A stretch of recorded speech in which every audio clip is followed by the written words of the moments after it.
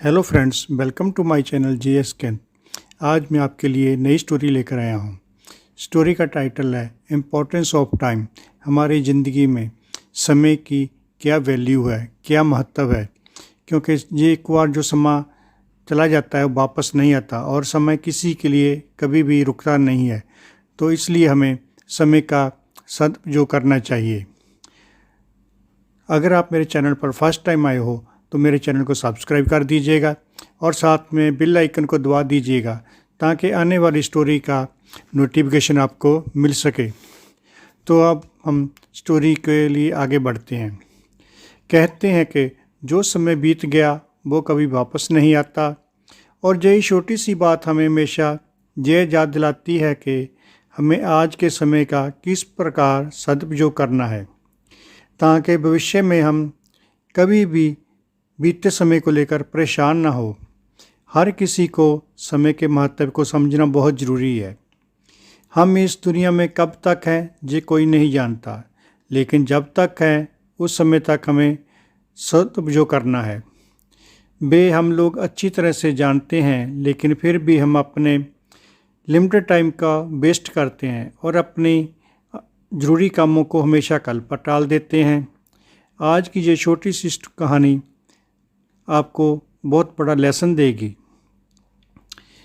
ये motivational story Mahabharat का एक किस्सा है जिसमें भीम ने अपने बड़े भाई युधिष्ठिर को समय के महत्व को समझाया, और चीज़ हम लोगों के लिए बहुत ज़रूरी है। इसलिए इस मोटिवेशन स्टोरी को अंत तक ज़रूर सुनना। ये कहानी है महाभारत के समय की। महाभारत के युद्ध के बाद युधिष्ठिर ने राजा के रूप में शासन करना शुरू कर दिया। युधिष्ठिर अपनी दानवीरता और उदारता के लिए प्रसिद्ध था।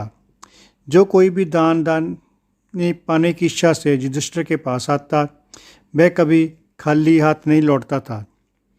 एक बार देर रात को एक भिखारी महल के दरवाजे पर आया और दान मांगने लगा। उस समय राजा युधिष्ठिर सो रहे थे। रानी द्रौपदी ने उन्हें जगाया, लेकिन युधिष्ठिर ने कहा, मैं बहुत थक गया हूँ। भिखारी को सुबह तक इंतज़ार करने के लिए कहें।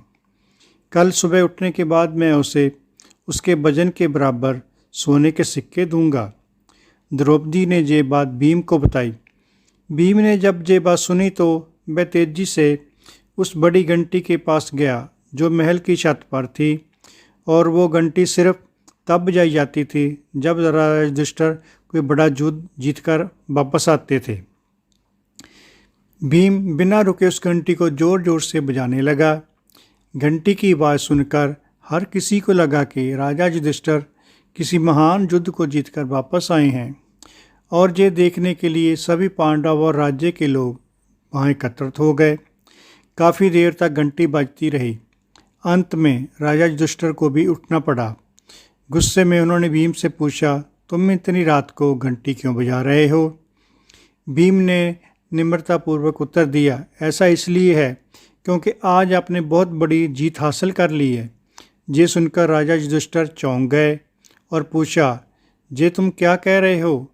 भला इतनी रात को मैंने कौन सा युद्ध जीत लिया है? भीम ने उत्तर दिया, बड़े भाई, आज आपने समय को ही जीत लिया है। आपने महारानी से कहा कि भिखारी को दान कल सुबह मिलेगा। अब ये घोषणा तो कभी कर सकता है जब वह समय के साथ जीत हासिल कर ले। क्या आपको यकीन है कि कल सुबह तक आप दान देने के लिए जीवित रहोगे, और या फिर ये भिखारी आपसे दान प्राप्त करने के लिए जीवित रहेगा? ये सुनकर युधिष्ठिर को भीम की बात का एहसास हुआ, और वह उन्हें तुरंत उस भिखारी के अंदर बुलाया और उसे दान दे दिया।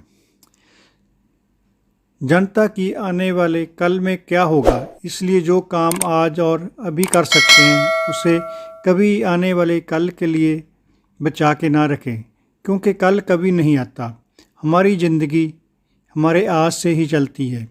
अगर ज़िंदगी को बेहतर तरीके से जीना है तो हमेशा आज में जिएं। कल क्या होगा इस बारे में ज़्यादा ना सोचें, क्योंकि जो खुशियाँ आपका आज आपको देगा, हो सकता है वो खुशियाँ कल आ ही ना पाएँ। इसलिए कल की टेंशन ना लेकर अपने जीवन को एंजॉय करें। क्योंकि ये सब अगर चला गया तो फिर कभी लौटकर वापस नहीं आएगा। जो लोग समय की वैल्यू को नहीं समझते वो अक्सर आज का काम कल पर टाल देते हैं, चाहे फिर वो कितना भी ज़रूरी काम क्यों ना हो।